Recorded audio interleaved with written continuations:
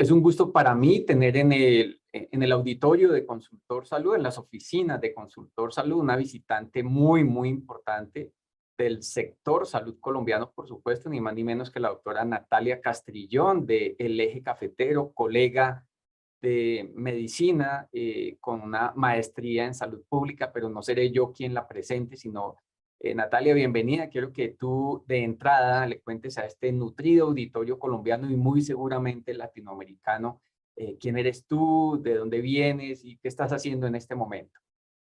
Muy buenos días, Carlos Felipe. Primero que todo, muchísimas gracias por esta amable invitación. Bueno, te cuento que yo soy médica, magíster en salud pública, egresada de la Universidad de Caldas. Yo llevo 17 años de experiencia ejerciendo en el sector salud, tanto en la parte clínica como administrativa, y en los últimos 8 años me he dedicado específicamente al tema de cáncer y más específicamente a la detección temprana y a la prevención del cáncer.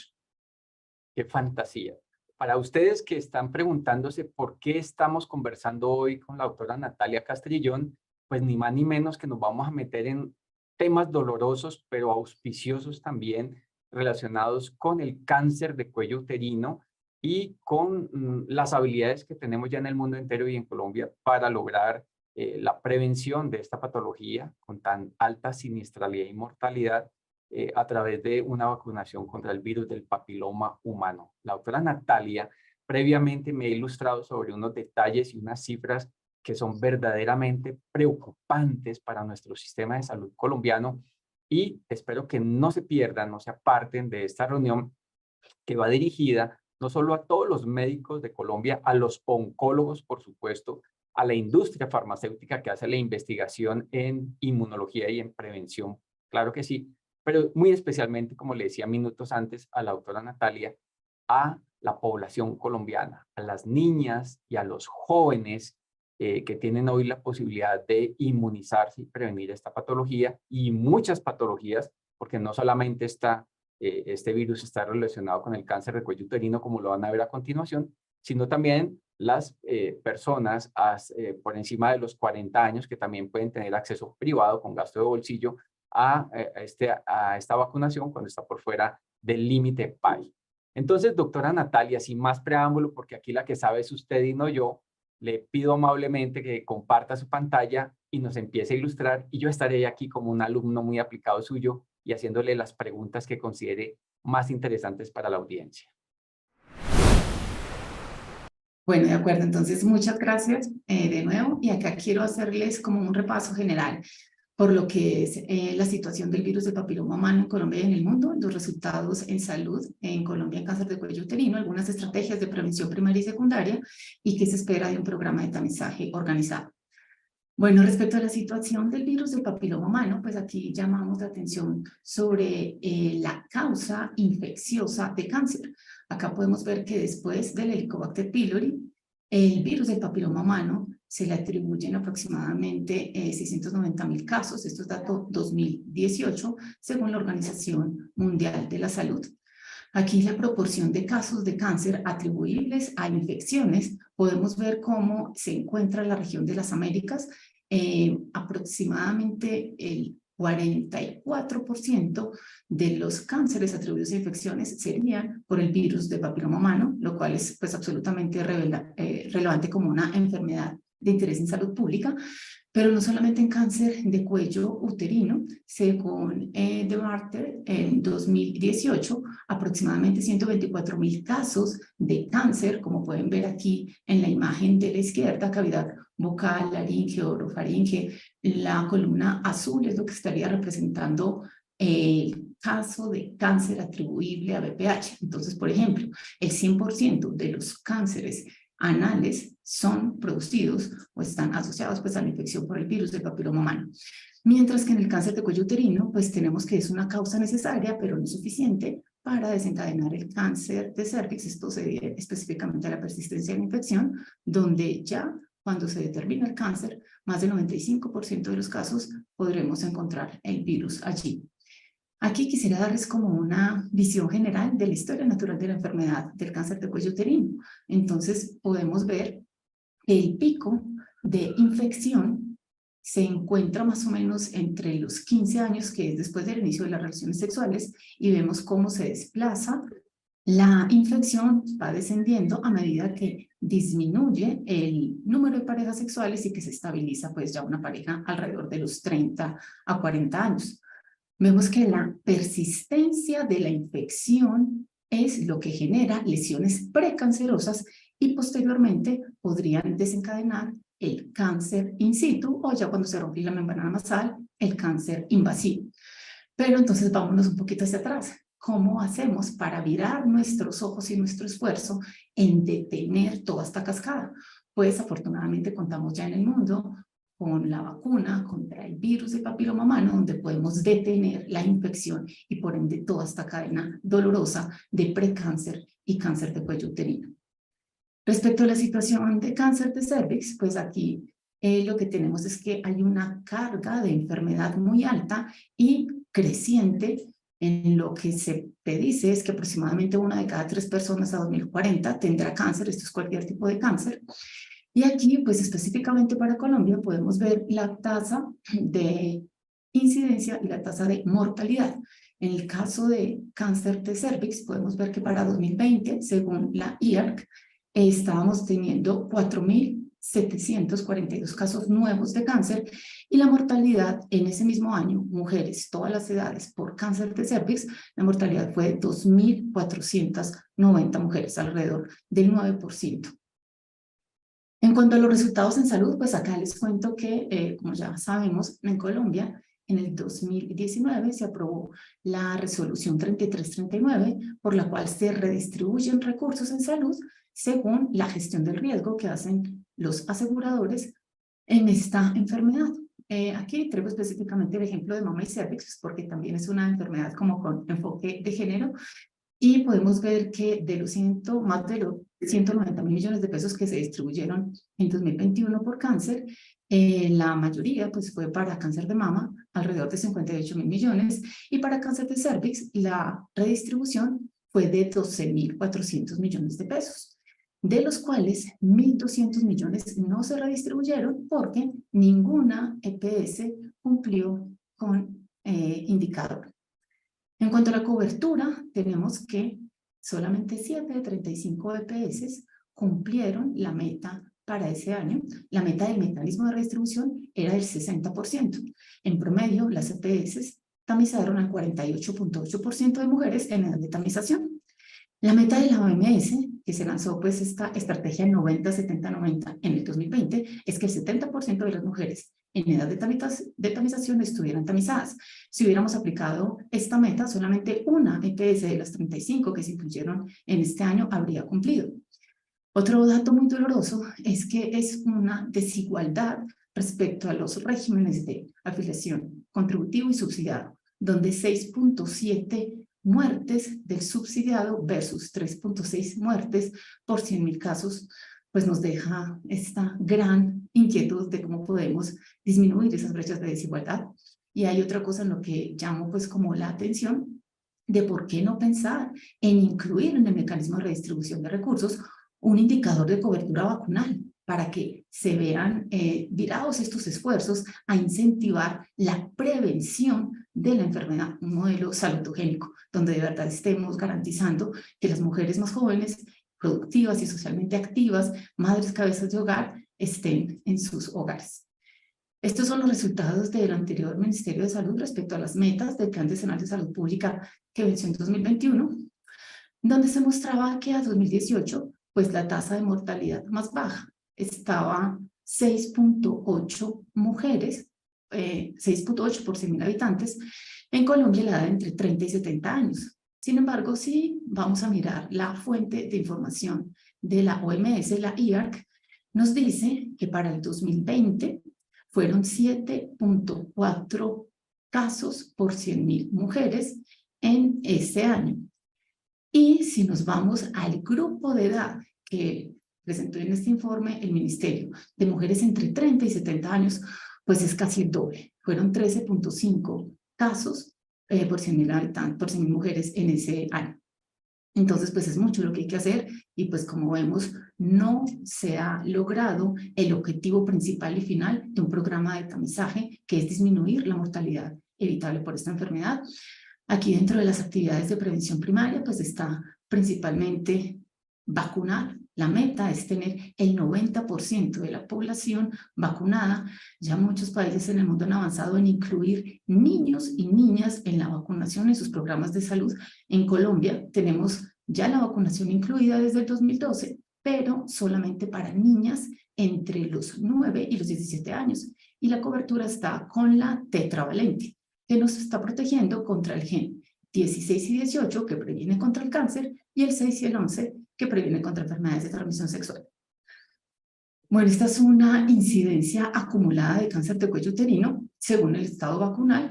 Es un estudio que se hizo en Suecia, donde podemos ver las 3 curvas.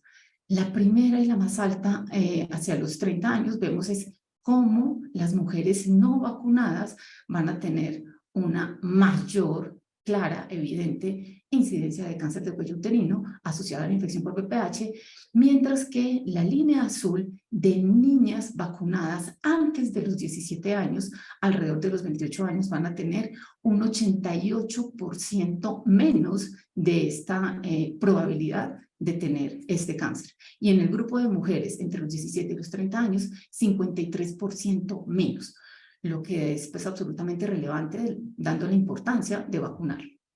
Esta es como el comparativo de Colombia y de otros países similares a nosotros, como Ecuador y México, me refiero pues al tema cultural, donde vemos qué países han incluido en sus programas niños y niñas, como por ejemplo Canadá en la primera línea. Vemos que la cobertura vacunal de ellos para hombres está en el 73% y para mujeres está ya cercana a la meta de la OMS, 87%, mientras que Colombia, desafortunadamente, a 2021, pues como podemos ver allí, estamos por debajo del 40% en cobertura solamente para niñas. Y aquí, pues hablando previamente con Carlos Felipe, le comentaba que esto es visto a nivel mundial como una verdadera tragedia de salud pública, derivado de los hechos que ocurrieron en Carmen de Bolívar en el 2014, donde todos creo que recordamos ese doloroso evento, donde se presentaron unas reacciones que pudieron estar por la población, por las niñas a las que les pasó, asociada, obligada con la vacunación de VPH. Sin embargo, el Instituto Nacional de Salud publicó un estudio de brote donde se demostró pues, que no había ninguna asociación entre esos síntomas que se presentaron en menos de 20 niñas y la vacunación. Posteriormente, el Instituto Nacional de Cancerología en el 2018 también publicó evidencia científica importante, donde demostraba pues, que esto no había sido así. Sin embargo, el impacto que tuvo y la difusión en medios pues llevó a que la cobertura cayera dramáticamente, como pueden verlo, entre 2014 y 2016. Aquí, si tenemos en cuenta que aproximadamente por cada 1% de cobertura vacunal estaríamos previniendo 40 casos nuevos de cáncer y previniendo aproximadamente 18 muertes en menores de 75 años, pues ya podemos entender por qué es una verdadera tragedia de salud pública, porque estaríamos dejando de prevenir alrededor de 3.000 casos en solamente la caída de esos 2 años. Bueno, y aquí en cuanto a prevención secundaria del cáncer de cervix, pues como una apuesta desde mi mirada y la que he tenido pues con diferentes personas en el sector con las que he podido tener, digamos, esta apertura, es que pudiéramos disminuir la mortalidad evitable en las mujeres en Colombia, empezando por una priorización de departamentos donde no hayan registros como el Bichada, como el Guaviare, como el Popés, o donde pudiéramos priorizar las que tienen unas incidencias muy, muy bajas, como por ejemplo el Huila, como por ejemplo Chocó o Boyacá, de acuerdo a los indicadores que publica la cuenta de alto costo en IGIA, es de donde se saca pues esta data, y allí pues desplegar entonces priorizadamente esta estrategia primero de vacunación, posteriormente de tamizaje basado en VPH, como lo recomienda la OMS y también la resolución 3280 en Colombia, y pues posteriormente todas las que sean detectadas con lesiones precancerosas. Aquí lo que queremos es detectar precáncer, evitar el cáncer, entonces pues que tengan también un tratamiento oportuno, porque nada más doloroso que usted detecte un precáncer y por los retrasos y las brechas de acceso finalmente se configure un cáncer invasivo. Esta es otra mirada que he recogido de toda la experiencia pues, que he tenido en asesorías y en programas de implementación de detección temprana y prevención de cáncer de cervix, donde propongo un enfoque más desde lo cualitativo para comprender la experiencia que tienen las mujeres y sus parejas frente a un programa de tamizaje. ¿Qué piensan ellas de la infección? ¿Conocen que está ligado a una infección? ¿Será que hay una predisposición de sus parejas para que las mujeres acudan a realizarse las pruebas de tamizaje? ¿Qué nos encontraremos en las diferentes realidades de Colombia respecto al tema étnico, al tema de género, por ejemplo, la población LGTBI? Todas estas variables deben tenerse en cuenta y podrían generar evidencia indispensable para mejorar no solo la cobertura vacunal, sino para mejorar la cobertura de tamizaje. Y pues que finalmente logremos este objetivo de una verdadera salud integral, donde se enaltezca el valor social de la mujer y se hagan ahorros en años de vida perdidos y al sistema pues, general de seguridad social.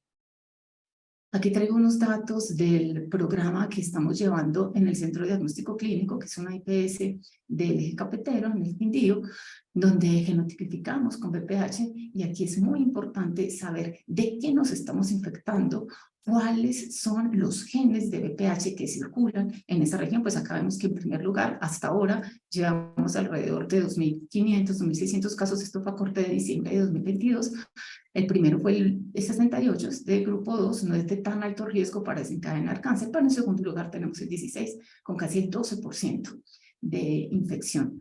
Pues aquí a qué nos lleva esto, a que por favor, primero seamos organizados en recoger la información, recolectemos información de calidad, miremos nuestros datos, divulguemos nuestros datos y compartamos esta información para saber de qué nos estamos infectando y para saber si sí nos estará sirviendo la cobertura vacunal que tenemos en este momento, o será que tal vez podríamos tener un mejor o mayor impacto con la nonavalente. Pues eso no lo sabremos hasta no tener un número significativo de datos.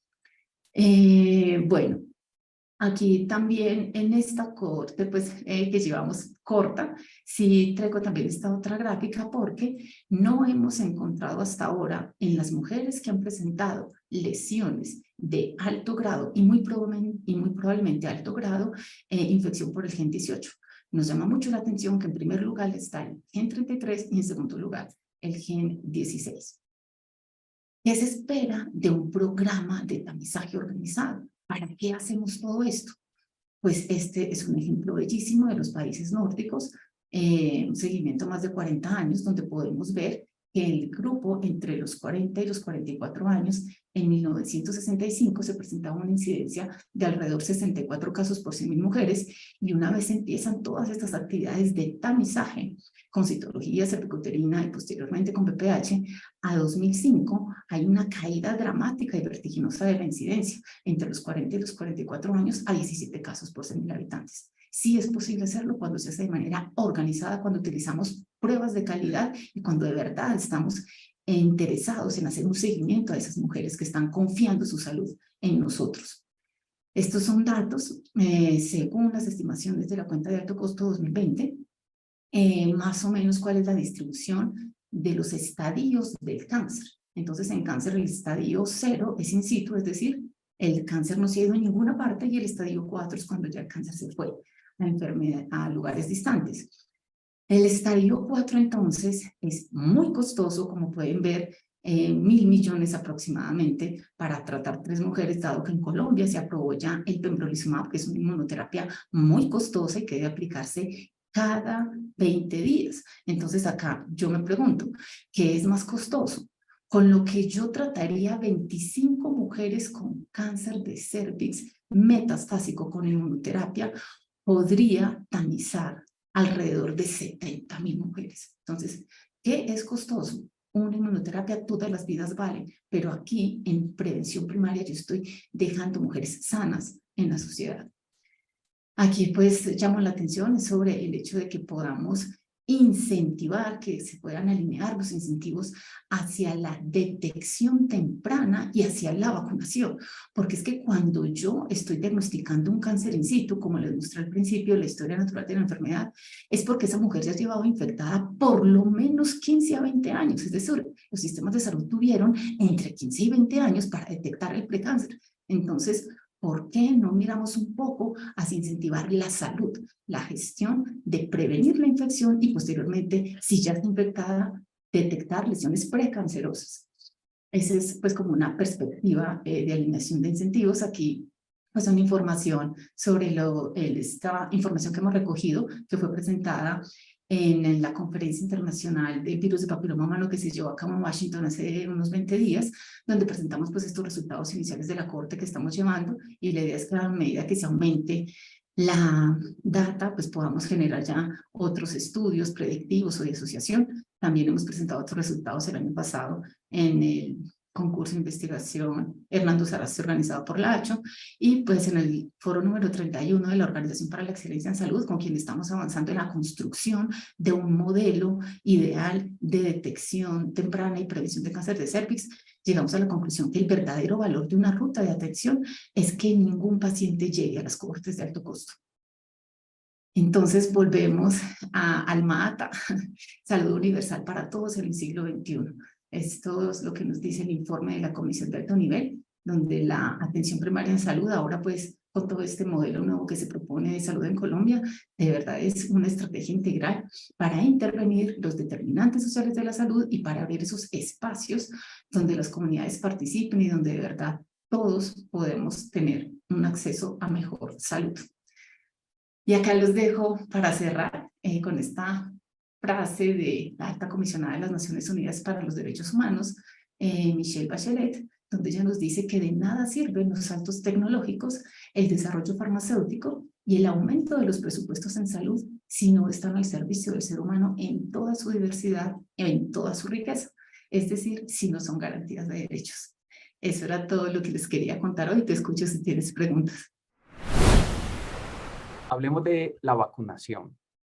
¿Cómo está la vacunación hoy en este sentido? Hablemosle al auditorio en este momento, digámosle, hablemosle a las niñas menores de 17 años y digámosle que sí, eso está incluido en nuestro PAI, donde pueden ir, y luego hablemosle a las mujeres mayores de 17 años que sí se pueden vacunar y cuáles son las oportunidades para continuar esta protección inicial. Hablemos de ese primer tema, Natalia.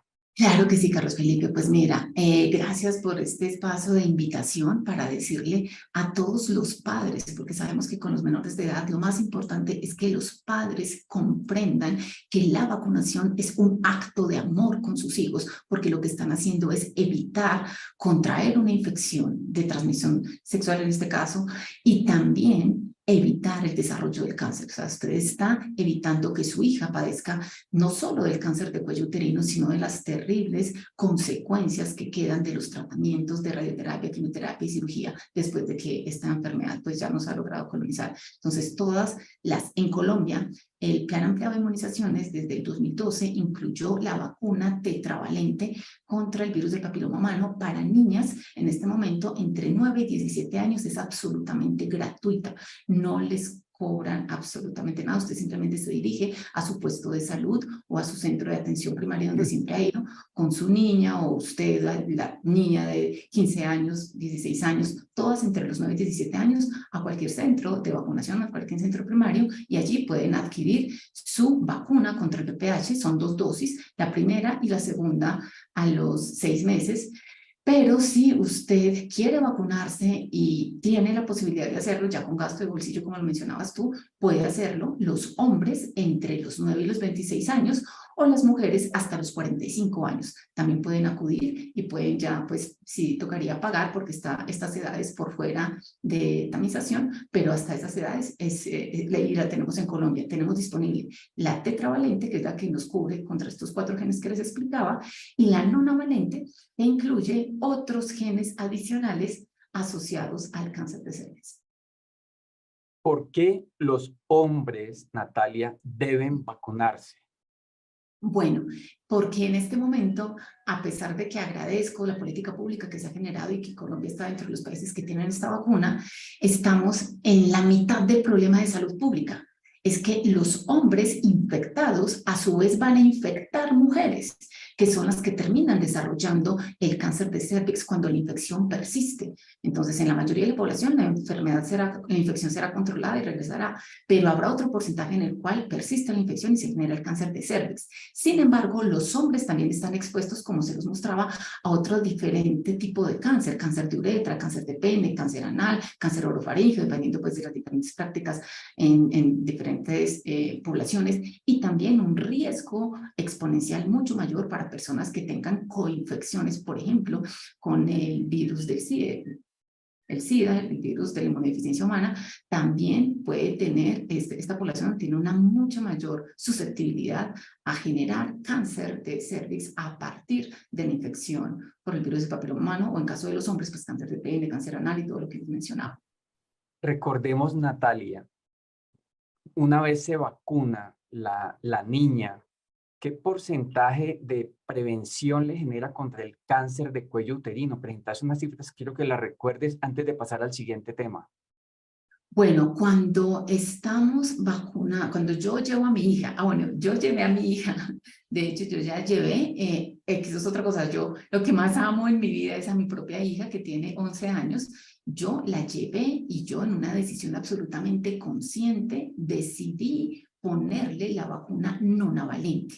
La llevé al centro de atención de Sura y la vacuné, pues la pagué particular porque le puse la nonavalente que no está incluida en el PAI, pero igual si yo no hubiera tenido dinero y hubiera querido proteger a mi hija, igual la llevo y de todas maneras le habrían aplicado la vacuna tetravalente que la estaría protegiendo contra el gen 16 y 18, que es el que está asociado aproximadamente al 70% de los cánceres de cervix, y contra los genes 6 y 11, que están asociados a la infección genitourinaria, principalmente con dinomatosis. Perfecto. El tema de la citología, doctora Natalia, en Colombia y en el mundo, está, por supuesto, en permanente revisión. ¿Qué nos puedes decir sobre el tamizaje? ¿Cuál es la recomendación vigente para evaluar el estado de las distintas niñas con relación a este riesgo tan enorme? ¿Qué se usa primero? ¿Qué se usa después? ¿Cuál es el futuro real del tamizaje frente a esta patología? Bueno, pues te cuento primero lo que hay en Colombia. La resolución 3280 nos menciona que el tamizaje debe hacerse a partir de los 25 años, entre los 25 y los 29 años con citología cervicouterina y entre los 30 y los 65 años con genotipificación de BPH. Esa es la indicación en la 3280, que es la norma colombiana, y en el mundo es la recomendación más importante, tamizar con BPH. Es decir, usted hacer una prueba en la cual identifica si esa mujer tiene o no tiene una infección por BPH, pues porque sabemos que es la causa necesaria para el desarrollo de este cáncer. ¿Qué nos está dando a favor? Pues que genotipificar nos está adelantando a lesiones antes de que se presenten lesiones precancerosas, primero, y segundo, ayuda a espaciar el intervalo con el cual la mujer se tamiza, porque si usted lo hace, pero como estaba previamente, solo con citología, era cada 3 años que esa mujer debía acudir, mientras que ahora con BPH, a partir de los 30 años, cada 5 años la mujer debía acudir en caso de que el BPH salga negativo. Esa es como la recomendación mundial. Ahora, ¿cuál es otra brecha? Lo veo como una brecha porque impide que muchas mujeres accedan a las pruebas de tamizaje. En Colombia, hasta ahora, lo que se ha diseminado en los programas de tamizaje es la toma por el personal de salud, bien sea por una jefa de enfermería entrenada o por un médico. Cuando desconocemos este tema cultural de pudor o de las parejas que puedan estar ejerciendo alguna presión contra esa mujer para acudir a este examen, pues que sabemos que es un poco molesto, con especuloscopio y todo esto, pues generar una posibilidad de que la mujer elija cómo quiere ser tamizada e introducir la posibilidad de la autotoma ha mejorado muchísimo la cobertura en lo que presentaban los resultados de diferentes programas ahorita en la Conferencia Internacional de Virus de Papiloma Humano. De hecho, anoto acá que un modelo peruano donde se tamizaron alrededor de 45.000 mujeres, introdujo la autotoma y de estas 45.000, aproximadamente 38.000 mujeres decidieron acceder al tamizaje con autotoma. Y fue un verdadero éxito, pues porque lo que queremos es llevar salud a nuestras poblaciones. Y si la barrera es cultural o por ese pudor, pues qué bueno que pudiéramos tener esa posibilidad en Colombia.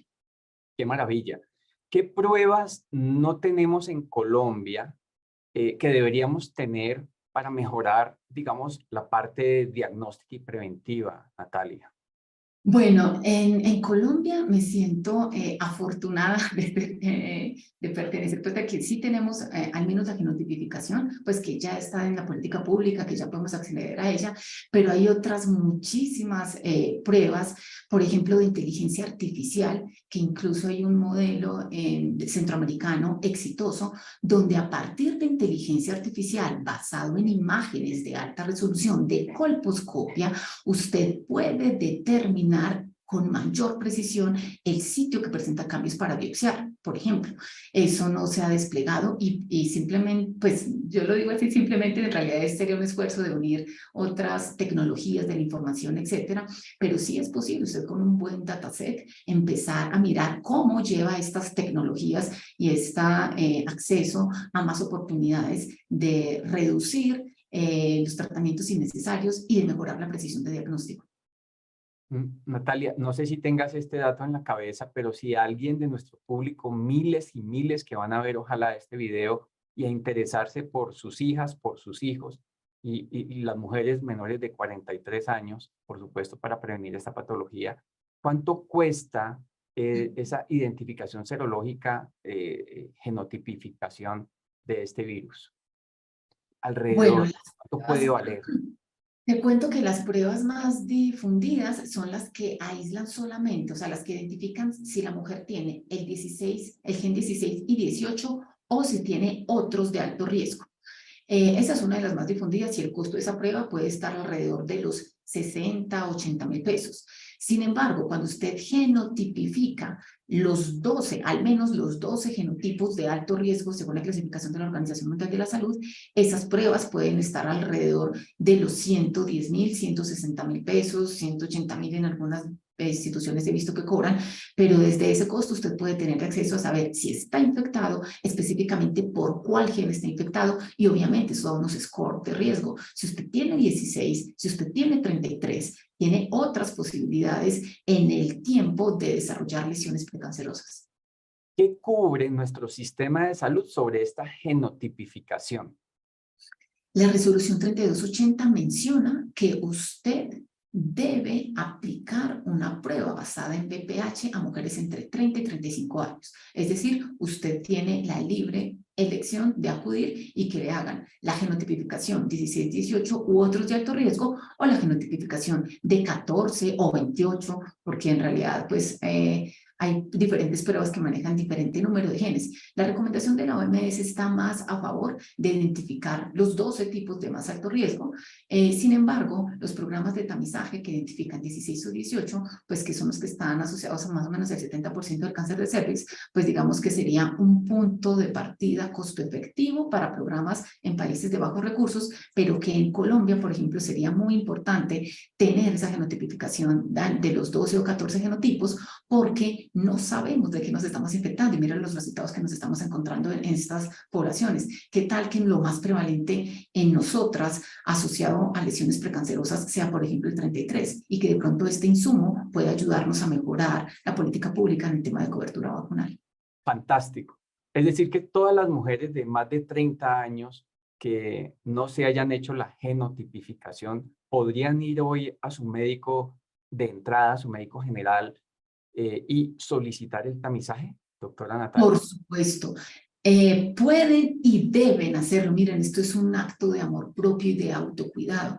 Piensen ustedes, piensen en su vida, en su familia, en sus seres queridos, en sus hijos. Miren que son las mujeres más jóvenes, entre los 30 y los 45 años, las que están siendo detectadas con cánceres invasivos en estadios avanzados, donde el pronóstico se ve comprometido, donde la calidad de vida no es tan buena, donde el costo del sistema de salud es muy alto y donde usted está dejando de percibir la compañía de sus seres queridos. Entonces usted puede acudir y solicitar la prueba y debe pues digamos, tener todo el curso del programa de tamizaje organizado, hacer la prueba y si es positiva, luego ir a una citología y después de esa citología, ya con la valoración del experto, el ginecólogo le dirá si usted va o no a colposcopia y ya posteriormente si necesitan una biopsia y con qué periodicidad de allí en adelante debe seguir siendo tamizado. Fantástico. Quiero cerrar contigo en el siguiente tema. Hiciste un llamado de atención súper estratégico que quiero retomar y amplificar.